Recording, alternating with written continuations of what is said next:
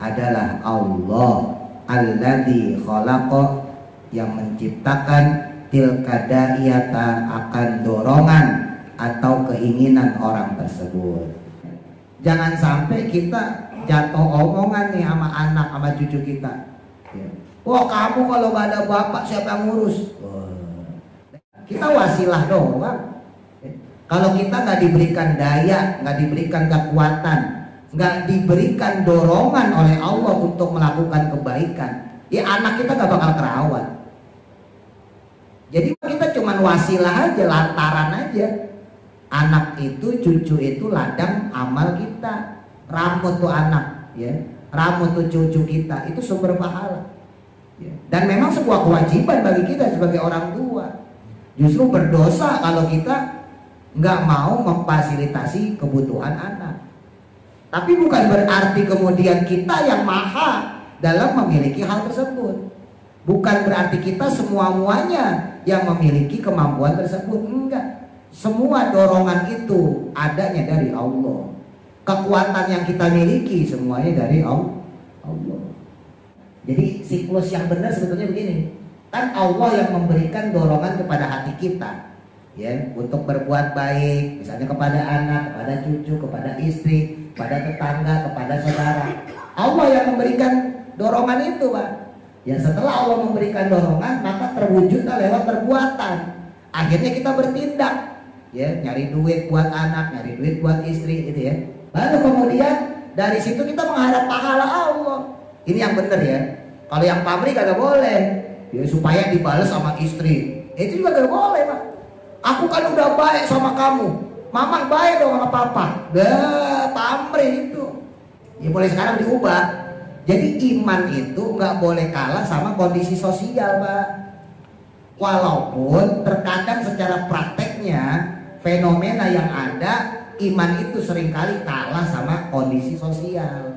Tuntutan secara sosial dalam Islam, mau dia baik apa tidak kepada kita, kita mau wajib baik kepada dia.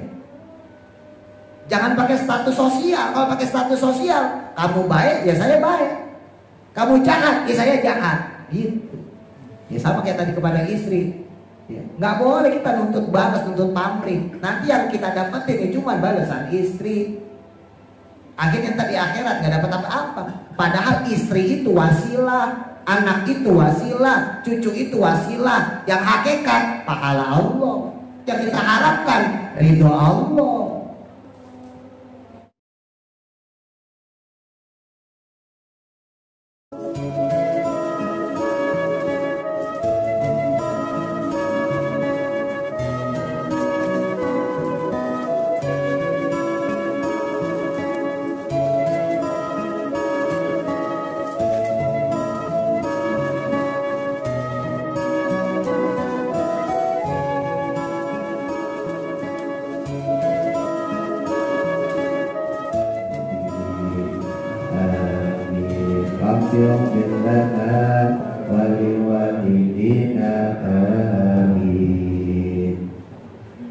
Bismillahirrahmanirrahim. Qala musannifur rahimahullahu ta'ala wa nafa'ana bihi wa bi barakati ulumihi fi daraini amin. Al-faidatu, adapun faedah as-sadisatu yang keenam. Ana qaulahu, bahwasanya sesungguhnya firman Allah, alhamdulillah, lafaz alhamdulillah, kama dalan, sebagaimana menunjukkan, ala annahu, berarti bahwasanya, la mahmudun, tidak ada yang terpuji, illallah, kecuali Allah. Jadi hakikatnya sebetulnya ya tidak ada yang terpuji selain Allah. Fakadzalika, maka demikian pula halnya, al-aqlu, akal, dalla, menunjukkan atau sependapat, alaihi, atas pernyataan Allah tersebut. Wa bayanuhu, dan adapun penjelasannya, penjelasan dari hal tersebut itu min wujuhin, ada beberapa sisi, ada beberapa aspek. Al-awalu, adapun yang pertama, annahu ta'ala, bahwa sesungguhnya Allah Ta'ala itu laulam yakhluq, jika tidaklah Allah itu menciptakan da'iyatal in'ami, akan dorongan memberikan kebaikan atau memberikan nikmat atau memberikan jasa, fi qalbil mun'imi, kepada kolbunya atau kepada hatinya orang yang memberi. Andai kata Allah kok nggak memberi motivasi, nggak memberi dorongan, nggak membisikkan di dalam hati seseorang untuk melakukan kebaikan kepada kita misalnya, maka tentunya lam yut'im, tidaklah orang tersebut akan memberi atau berjasa kepada kita. Fayakunu, maka keberadaan al-mun'imu, orang yang memberi atau yang berjasa tadi, fil hakikoti, pada hakikatnya itu huwallahu, adalah Allah, alladzi khalaqa, yang menciptakan tilka da'iyata, akan dorongan atau keinginan orang tersebut. Jadi pada hakikatnya karena Allah lah yang membisikkan ke dalam kolbunya untuk melakukan kebaikan kepada orang lain, maka secara hakikatnya ya Allah lah yang mengerjakan kebaikan tersebut. Wasaniha, dan adapun yang keduanya, dari sisi yang kedua, inna kullaman, sesungguhnya setiap orang, an'ama, yang dia memberi atau dia berjasa, alal ghairi, kepada orang yang lain, fa innahu, maka sesungguhnya dia itu yatlubu, mengharap atau menginginkan, bidzalikal in'ami, dengan pemberiannya tersebut, iwadon, mendapatkan pengganti, ya, menjadi balasan. Orang melakukan kebaikan, Mbak, atau melakukan suatu jasa kepada orang lain, ya, itu amri, ya, imma sawaban, ada kalanya pahala atau ridho, ausanaan, atau juga pujian. Bisa dia mengharapkan sawab, mengharapkan pahala atau ridho dari Allah, ya, atau pengen ngedapetin pujian dari orang, au tahsila hakin, atau terpenuhinya hak dia, ya, atau dia nggak ngarepin apa-apa, nggak pamrih, ya tentunya nggak minta pahala sama Allah, tapi dia pengen haknya terpenuhi, ya, pengen haknya nggak dilanggar. Jadi misalnya karena dia orang baru gitu ya, supaya nggak diisengin, supaya nggak dijailin, akhirnya dia baik sama kita misalnya gitu. Au tahlison, atau bisa juga ya dia terbebas atau selamat, lin nafsi, bagi dirinya tersebut, min khalqil bakhli, dari perbuatan pelit orang lain, atau emang dia baik karena supaya nggak dipelitin orang, macem-macem ya orang melakukan kebaikan atau berjasa. Wa talibul iwadi, adapun orang yang mencari balasan atau pamrih, maka itulah yakunu, sebenarnya dia itu bukanlah iman, orang yang memberi, ya, atau yang berjasa. Jadi sebetulnya hakikatnya kalau ada orang kok ngarepinnya pamrih, maka sesungguhnya orang tersebut bukanlah orang yang memiliki jasa, karena nanti di akhirat karena pamrihnya itu maka dia nggak dapat pahala, nggak dapat ridho dari Allah. Bahkan masyhur ya hadis Nabi, di antara orang yang disepelekan nanti di akhirat, yaitu orang yang selama hidup di dunianya selalu mengungkit-ungkit jasanya, selalu mengungkit-ungkit pemberian kepada orang lain. Jadi ketika nanti di akhirat dia minta kepada Allah, ya Allah, saya kan dulu sodako, saya kan dulu infak, saya kan dermawan, saya ngasih anak yatim, saya ngasih orang miskin, mana pahala saya ya Allah? Dibalas sama Allah, wahai fulan, bukankah engkau ketika di dunia melakukan itu semua supaya kamu dipanggil dermawan, dan itu sudah kamu dapatkan di dunia. Bukankah kamu melakukan itu semua supaya orang-orang memuji kamu, dan itu juga sudah kamu dapatkan di dunia. Tidak ada yang kamu harapkan dari balasanku kepadamu di akhirat, karena balasan itu sudah kau dapatkan di dunia, maka di akhirat aku tidak akan membalasnya. Jadi ini diantara orang yang kelak nanti di akhirat muflis, ya, bangkrut. Dia merasa amalnya banyak, ternyata kosong. Makanya hati-hati ya Pak.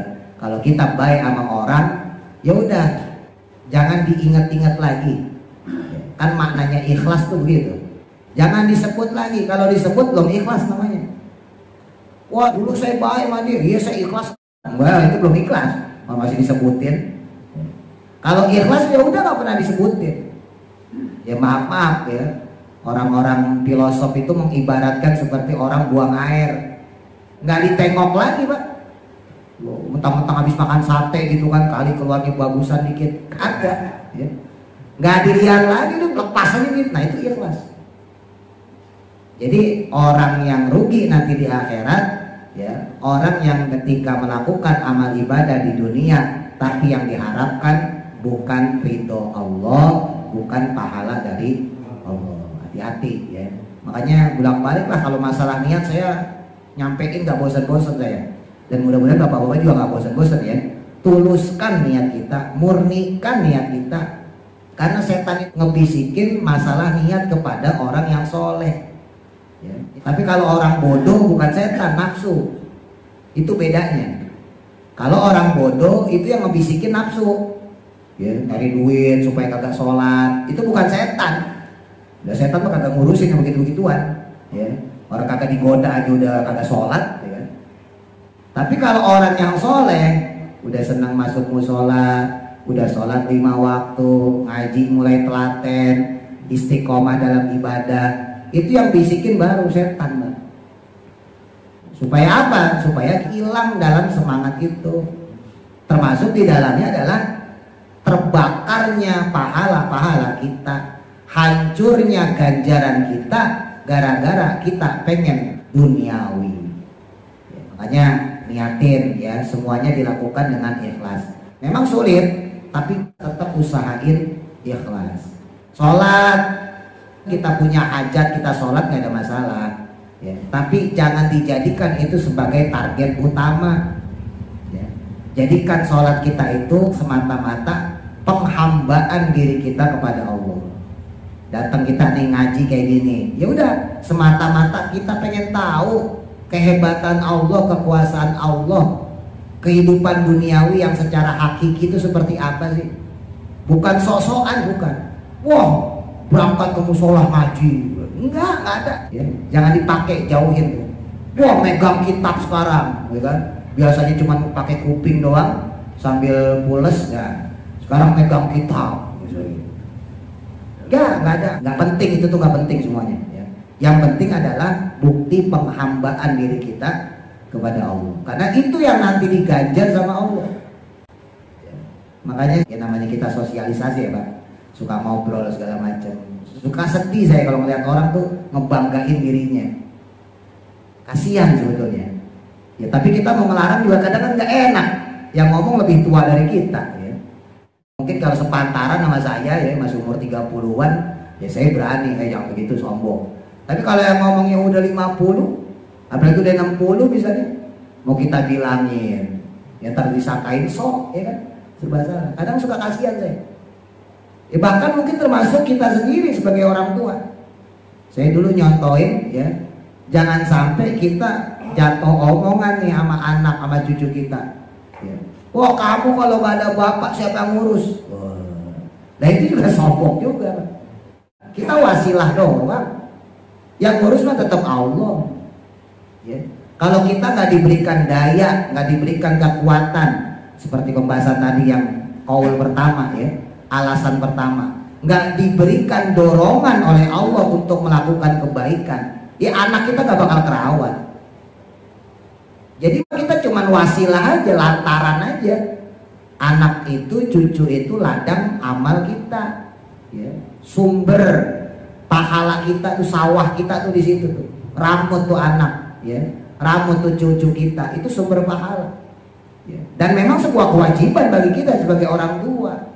Justru berdosa kalau kita nggak mau memfasilitasi kebutuhan anak. Tapi bukan berarti kemudian kita yang maha dalam memiliki hal tersebut.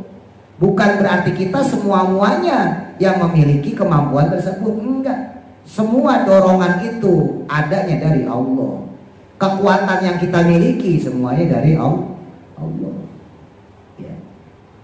Jadi kalau secara tauhid gitu ya, nggak boleh kita ngomong, kamu ntar kalau bapak mati siapa yang ngurus? Ya Allah yang ngurus. Buktinya banyak kok anak yatim tetap hidup, nggak punya bapak. Bahkan yatim piatu ya ada, ya kan? Nggak punya bapak, nggak punya ibu, ya hidup kok. Berarti bukan masalah orang tua sebetulnya. Ya, Allah tetap menjamin kehidupan dia selama masih ada jatah, ya, secara umur masih ada jatah kehidupan di alam dunia ini. Nah, jadi di sini diantaranya orang itu mengharapkan pamrih, ya, imbal balik lah.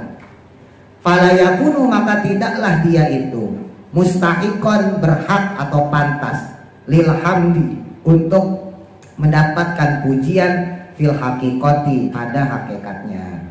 Jadi orang kayak gitu ya nggak pantas untuk mendapatkan pujian. Amma Allahu subhanahu wa ta'ala, sedangkan sesungguhnya Allah subhanahu wa ta'ala, fa innahu, maka sesungguhnya Allah itu kamilun, maha sempurna, lidatihi, bagi zatnya. Wal kamilu, dan adapun Allah yang maha sempurna tadi, lizatihi, bagi zatnya tersebut, la yatlubu, tidaklah menghendaki atau mencari atau mengharap al kamala, akan kesempurnaan. Tuh. Karena Allah maha sempurna, Allah nggak mengharapkan kesempurnaan. Saya sering nyampein, ibadah atau tidak kita kepada Allah, Allah tetap mulia, ya, Allah tetap maha sempurna, nggak pengaruh bagi Allah. Li'anna tahsilal hasili, karena sesungguhnya mengharap kesempurnaan makhluk dari yang memberikan itu muhalun, ya, muhal, mustahil. Ya, jadi nggak mungkin Allah mengharapkan kesempurnaan dari kita, nggak mungkin Allah mengharapkan kita mengibadahinya, kita menyembahnya, karena Allah itu sudah sempurna. Ya, jadi nggak mungkin Allah itu mengharapkan dari kita. Makanya kata Imam Abu Yazid Al-Bustami, ana abdun jahilun muhtajun ilaika. Ya, Imam Abu Yazid Al-Bustami ini salah satu imam kita, ya, dalam sisi tauhid.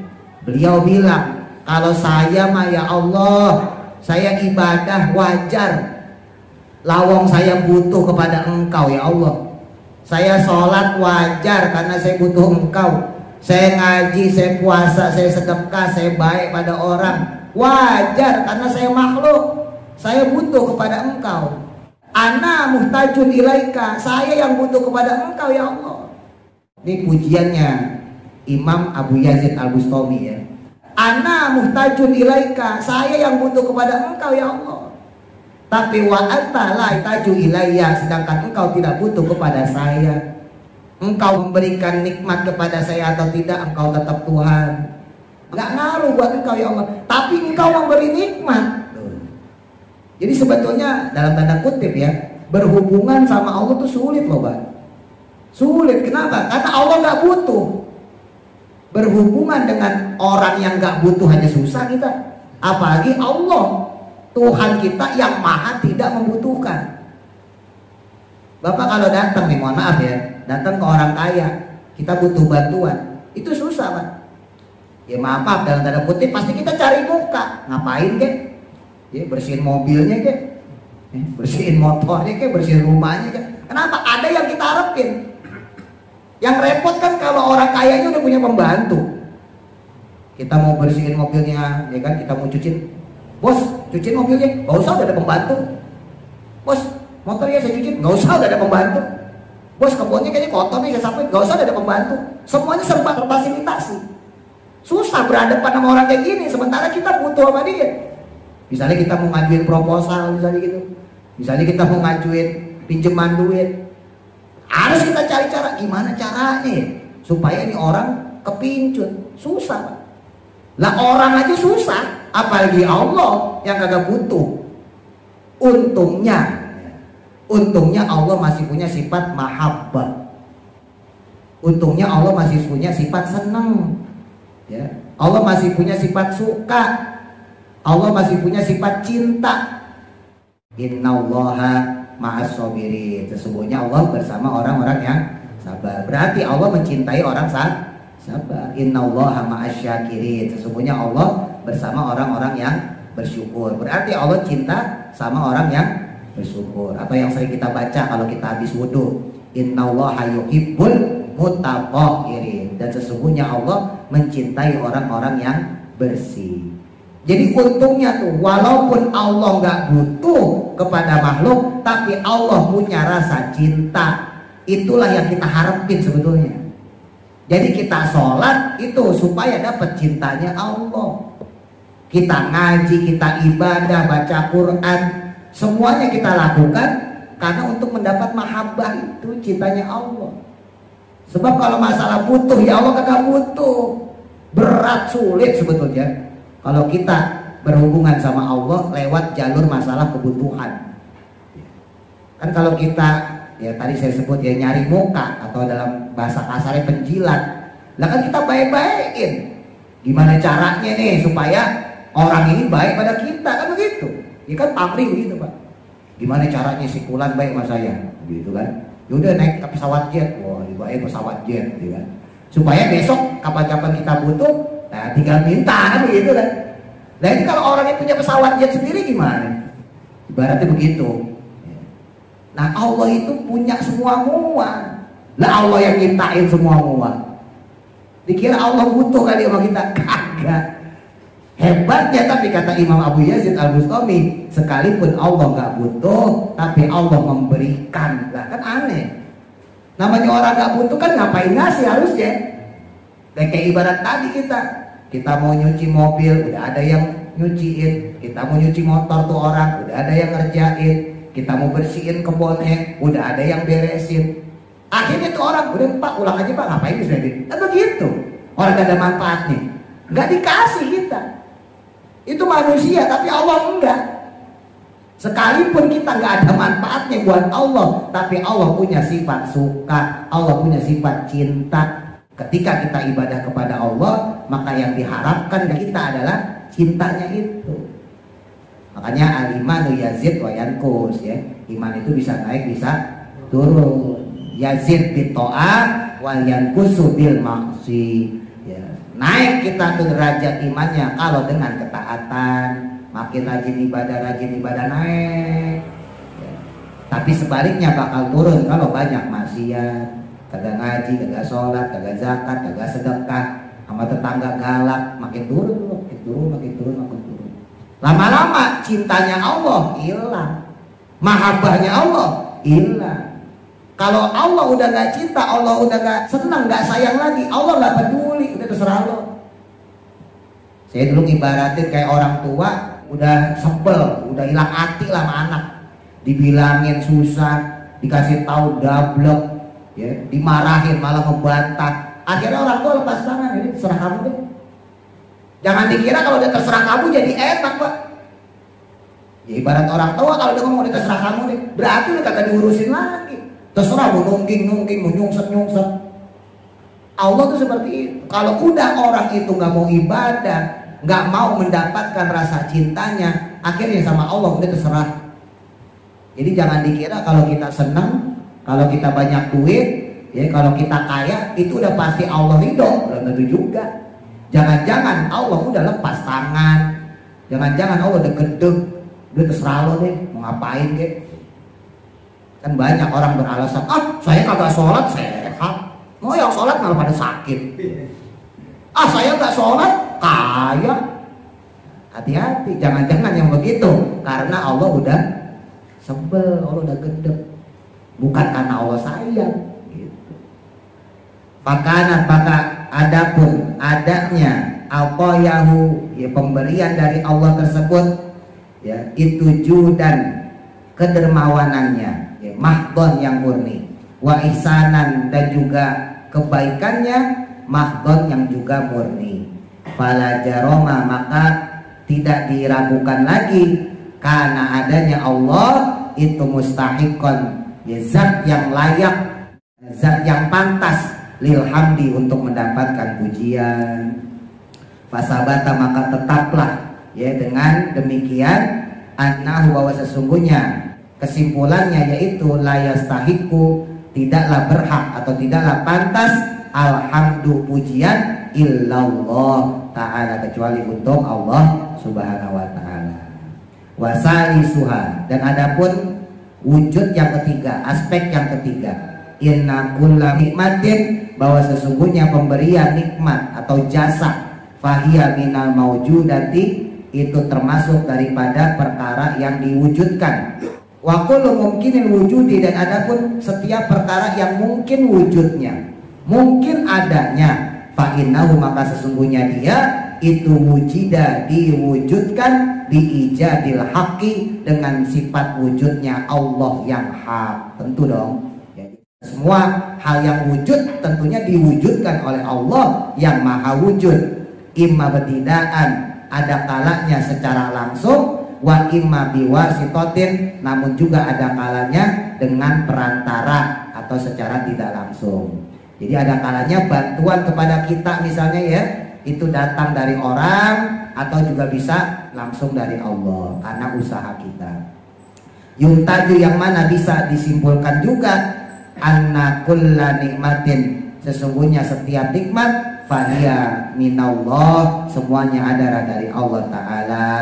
Wa yu'aqadu, dan ditekankan atau dikuatkan, zalika, hal tersebut, biqaulihi ta'ala, dengan firman-Nya Allah Ta'ala, wa ma bikum min ni'matin fa minallah. Ini surah An-Nahl ya, ayat 53 kalau nggak salah. Wa ma, dan perkara ya, bikum, yang ada pada kalian, min nikmatin, berupa nikmat. Apa yang kita punya Pak ya, motor, mobil, rumah, istri, anak, cucu, semuanya, fa minallah, semuanya adalah dari Allah. Walaupun secara syariat kita yang kerja, kita yang usaha, tapi semuanya itu kan yang memberikan kepada kita kan Allah, maka secara hakikatnya itu milik Allah. Walhamdu, dan adapun lafaz hamd itu la makna, tidaklah ada makna lahu baginya, illa sana'u, kecuali pujian, alal in'ami, atas berbagai nikmat. Falamma kana, maka tatkala adanya, la in'amu, tidak adanya nikmat tersebut, illa minallahi ta'ala, kecuali semuanya adalah dari Allah Ta'ala, maka wajib apa al-qat'u, secara pasti, secara qat'i, bi anna ahadan, bahwa sesungguhnya ya tidak ada satupun la yastahiqu, yang pantas atau yang layak, yang berhak, alhamdu, mendapatkan pujian, illallahu ta'ala, kecuali Allah subhanahu wa ta'ala. Nah, ini saya gambarkan siklusnya seperti ini ya. Jadi dari Allah ke qalbunya manusia, ya, ke hatinya manusia, lalu timbullah perbuatan seseorang. Kalau yang tadi kan, kalau yang jelek pamrih. Nah, yang bagus dari perbuatannya yang diharapkan adalah dua ini, saubun dan ridhoun. Saubun itu pahala ya, sawab. Ridho adalah ridho Allah. Jadi siklus yang benar sebetulnya begini, kan Allah yang memberikan dorongan kepada hati kita ya, untuk berbuat baik, misalnya kepada anak, kepada cucu, kepada istri, kepada tetangga, kepada saudara. Allah yang memberikan dorongan itu Pak. Ya, setelah Allah memberikan dorongan, maka terwujudlah lewat perbuatan. Akhirnya kita bertindak ya, nyari duit buat anak, nyari duit buat istri, gitu ya. Anak dulu apa istri dulu? Istri dulu ya, istri dulu ya. Nyari duit buat istri, nyari dulu baru anak ya. Baru kemudian dari situ kita mengharap pahala Allah. Ini yang benar ya. Kalau yang pabrik kagak boleh ya, supaya dibalas sama istri, itu juga gak boleh Pak. Aku kan udah baik sama kamu, mama baik dong sama papa. Dah pamrih itu. Ya boleh sekarang diubah. Jadi iman itu nggak boleh kalah sama kondisi sosial Pak. Iman ya iman, sosial mah sosial. Walaupun secara praktek seringkali iman itu tergerus sama status sosial. Saya ulang ya, Jadi iman itu nggak boleh kalah sama kondisi sosial. Walaupun terkadang secara prakteknya fenomena yang ada, iman itu seringkali kalah sama kondisi sosial. Makanya Bapak tuh kalau zaman dulu kita naik bis, itu kan suka ada stiker tuh, Anda sopan kami segan. Iya kan? Maksudnya apa tuh? Kalau ente baik, Anda baik. Kan begitu. Ente jahat, ya Anda jahat. Begitu. Sampai-sampai ada omongan, saya mah hatinya baik, tapi kalau saya dijahatin, saya lebih jahat lagi. Ada orang seperti ngomong kayak gitu. Nah itu kagak benar, itu kondisi sosial. Apa yang diajarkan nama Nabi kepada kita? Apa yang dituntun oleh Islam kepada kita? Berbuat baiklah kalian kepada orang lain. Gak peduli dia baik sama kita apa kagak. Bahkan banyak dalam hadis ya disebutin sama Nabi, gak sempurna iman seseorang kalau dia gak memuliakan tetangganya, kalau dia gak memuliakan tamunya. Itu berarti apa? Tuntutan secara sosial menurut Nabi, tuntutan secara sosial dalam Islam, mau dia baik apa tidak kepada kita, kita mau wajib baik kepada dia. Jangan pakai status sosial. Kalau pakai status sosial, kamu baik ya saya baik, kamu jahat ya saya jahat, gitu. Ya sama kayak tadi kepada istri ya. Nggak boleh kita nuntut balas, nuntut pamrih. Nanti yang kita dapetin ya cuma balasan istri. Akhirnya tadi akhirat nggak dapat apa-apa. Padahal istri itu wasilah, anak itu wasilah, cucu itu wasilah. Yang hakikat pahala Allah. Yang kita harapkan ridho Allah. Nabi masyhur ya, ngejenguk orang sakit yang mana orang itu pernah ngeludahi Nabi. Pernah nggak dengar di sini? Ya. Di Mekah itu belum di Madinah. Waktu Nabi masih di Mekah, Nabi itu udah mulai sholat ya. Walaupun sholat itu baru diperintahkan menjelang Nabi mau hijrah ke Madinah ya. Setelah peristiwa Isra Mi'raj, Nabi Muhammad diberikan perintah secara syariat sholat. Ya. Tapi walaupun perintah kewajiban sholat itu belum ada, tapi Nabi udah biasa sholat. Dari jadi Nabi, bahkan dari sebelum Nabi pun dalam riwayat lain, Nabi udah biasa sholat, Pak. Sholatnya depan Ka'bah. Jadi Nabi itu suatu ketika jalan dari rumahnya menuju Ka'bah untuk sholat. Ada orang Yahudi yang disuruh sama Abu Jahal, Abu Lahab, kalau kamu berani ngeludahin Muhammad, saya kasih duit. Diludahin tuh, Nabi lagi lewat Pak, diludahin.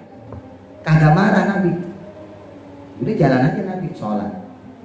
Besoknya diludahin lagi sampai 3 kali. Hari keempat si orang Yahudi ini sakit. Nabi ngeliat loh, kok tumben kagak ada yang ludahin saya, ya kan? Ditanya sama orang, ini orang yang biasanya nongkrong di sini mana? Oh lagi sakit ya Nabi. Oh lagi sakit, antarin saya ke rumahnya. Kamu tahu nggak? Tahu ya Nabi. Dianterin. Datang ke rumah si Yahudi, dilihat tuh orang lagi sakit, dikasih uang sama Nabi Pak. Nih buat berobat ya, mudah-mudahan kamu lekas sembuh.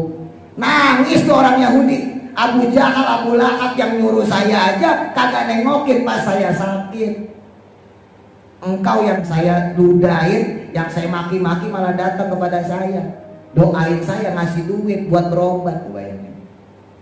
Coba kalau kita pakai status sosial kita, kalau kita pakai kondisi sosial yang tadi, baik harus dibalas baik, jahat dibalas jahat. Bapak coba gitu diludahin. Tengok lagi.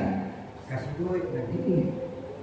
Coba kalau kita kayak gitu, ada orang sebel sama kita, ya tiap hari ngejelekin kita, fitnah kita. Kita tahu dia sakit, kita tengokin ya, biar mati sekalian. Disyukurin sama kita. Kenapa tuh? Karena kita pakai status sosial, pakai kondisi sosial, nggak boleh. Ini kita ngaji gini Pak, ini mah kondisi sosial aja. Bapak duduk, saya di depan, Bapak dengerin. Kondisi sosial, enggak, kita nggak pakai itu. Iman yang kita pakai. Hakikatnya kita lagi ngerayu Allah supaya dapat mahabbahnya kayak tadi itu. Jadi kita hadir di sini, hakikatnya kita lagi ngerayu Allah supaya dapat cintanya, supaya dapat mahabbahnya, supaya dapat sukanya, supaya dapat demennya. Ini kita lagi ngerayu Allah sebetulnya. Ini mah sosial aja. Saya di depan, Bapak di situ. Sosial doang, nggak penting, yang begitu nggak penting. Yang penting hati kita gimana caranya tetap ke Allah. Makanya kemarin sempat saya singgung ya, kalau bapak ngaji kok malah ingat sama ustadznya, termasuk mas saya nih, berarti ngajinya bapak gagal. Tapi kalau bapak selesai ngaji kok ingat Allah, berarti ngajinya berhasil. Ya. Jadi kalau pengen tahu ngaji kita gagal atau berhasil, selesai ngaji gimana? Ingat gak kita sama Allah? Makin takut gak kita sama Allah? Makin kuat gak kita ibadah? Makin istiqomah gak kita? Kalau makin bertambah tadi, maka berarti benar al-imanu yazid, berarti imam kita lagi nambah. Tapi kalau ngaji kok yang diingat ustadznya hebat ya. Apalagi kalau mama, ustadznya ganteng, yang diomongin malah ustadznya ganteng gitu. Mama tuh gitu kalau ngaji. Jadi bukan ilmunya yang diingetin, boro-boro Allah yang diingetin malah ustadz. Jadi kalau kita pas ngaji kok malah ingat sosoknya, ya dalam hal ini misalnya ustadznya gitu ya, berarti gagal kita. Kenapa? Karena seharusnya yang kita ingat adalah Allah. Nah, ketika kita ingat Allah, apapun yang kita lakukan itu semuanya jadi enak. Sakit pun kalau ingat Allah enak. Ya, saya sering ngomong bapak ya, saya kan punya penyakit wasir Pak Ambiyen. Ini seminggu ini lagi kumat nih. Tapi karena saya ngajar, saya ngerasa saya lagi dekat sama Allah, saya lagi ngerayu sama Allah, saya lagi cinta-cintanya sama Allah, ya seneng aja udah, nggak saya rasain. Ya paling ntar kalau pas ngobrol baru berasa. Ya.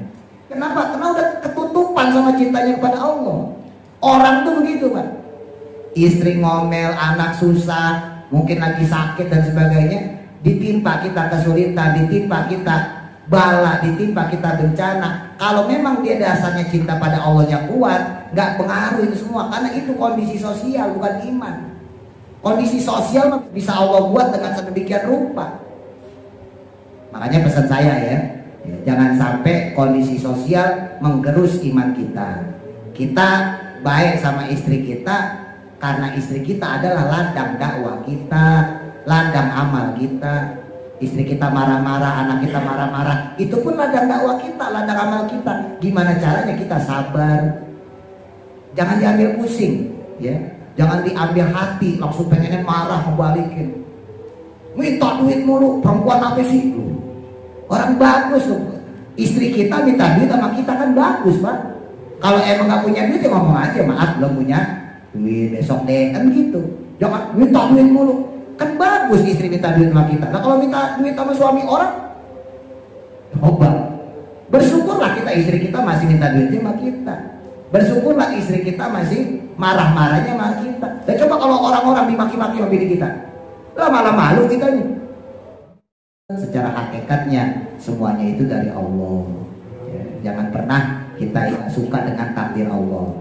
Apa yang kita harapin selain pahala sama ridhonya Allah? Pamrih mah cuma di dunia doang. Dihebatin, dipuji-puji cuma di dunia, sementara dunia sementara, sedangkan akhirat yang menunggu kita dengan ridhonya Allah itu abadi. Ya, Allah a'lam, mudah manfaat. Al-Fatihah. Bismillahirrahmanirrahim. Alhamdulillahirabbil alamin. Ar-Rahmanir Rahim, Maliki